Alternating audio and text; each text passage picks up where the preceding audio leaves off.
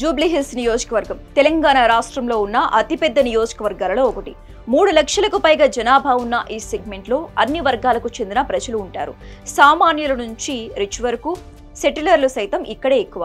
అందుకే ఈ నియోజకవర్గంలో గెలుపును 3 ప్రధాన పార్టీలు అంతా ప్రతిష్టాత్మకంగా తీసుకుంటున్నాయి. దివంగత ఎమ్మెల్యే మాగంటి గోపీనాథ్ మరణంతో ఇక్కడ ఉప ఎన్నిక అనివార్యమైంది. అప్పటి నుంచి కూడా బీఆర్ఎస్ పార్టీ బైఫోల్ పై ఫోకస్ చేసింది. ఎన్నికలకు సంబంధించిన నోటిఫికేషన్ రాకముందు నుంచే గులాబీ party working president KTR, trouble shooter Harish రావులు గ్రౌండ్ లెవెల్ నుంచి ఎన్నికల కోసం వ్యూహాలకు పదును పెట్టారు. అప్పటి నుంచి సెగ్మెంట్ లో తిరుగుతూ ప్రజా సమస్యలను తెలుసుకుంటున్నారు. వారి ఏ పని చేపట్టిన కూడా జూబ్లీహిల్స్ నియోజకవర్గానికి లింక్ ఉండేలా చూసుకుంటున్నారు.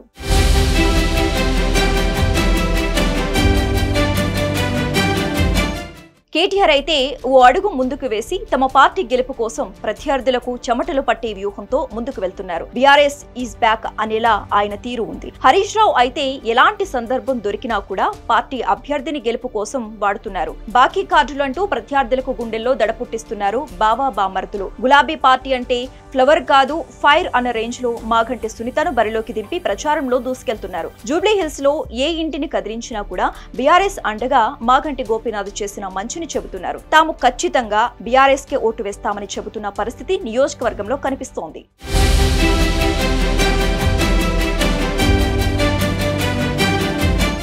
ప్రత్యర్థులు గెలుపు తమదే అన్న డబ్బా కొడుతున్నా కూడా వారికి దీటుగా కేటీఆర్ చేతుల్లో గట్టి కౌంటర్ ఇస్తున్నారు.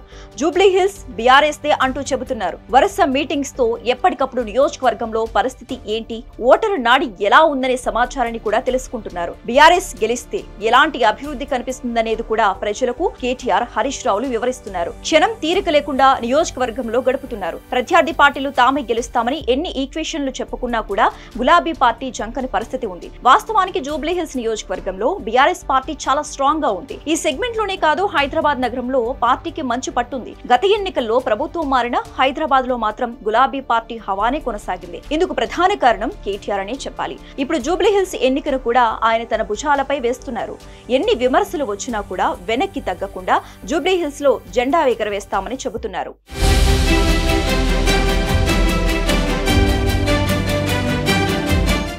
2023 అసెంబ్లీ ఎన్నికల్లో కూడా బీఆర్ఎస్ ఎంఐఎంతో పొత్తు లేకుండా పోటీ చేసి భారీ మెజారిటీతో గెలిచింది. అంటే ఈ నియోజకవర్గంలో బీఆర్ఎస్ ప్రభావం ఏ రేంజ్ లో ఉందో అర్థం చేసుకోవాలి. సర్వేలు సైతం బీఆర్ఎస్ పార్టీకి జై కొడుతున్నాయి. సెంటిమెంట్ రాజకీయాలంటూ మిగతా వారు ఎద్దేవా చేసిన రియాలిటీలో మాత్రం కేటీఆర్ కృషి స్పష్టంగా కనిపిస్తోంది. ప్రజాభిప్రాయ సేకరణతో జరుగుతున్న సర్వేలో కూడా బీఆర్ఎస్ పార్టీకే ఎడ్జ్ అంటున్నారు. ఇంతలా కేటీఆర్, హరీష్ లు కష్టపడుతున్నారు. జూబ్లీ ఓ గెలుపుతో ఇది కదా బీఆర్ఎస్ అంటే అని అనిపించుకుంటామని సవాల్ కూడా చేస్తున్నారు. ఈ పరిణామాలన్నింటినీ బట్టి చూస్తే నియోజకవర్గంలో ఎవరు ఎన్ని ప్రయత్నాలు చేసినా బీఆర్ఎస్ విజయం ఖాయంగా కనిపిస్తోంది.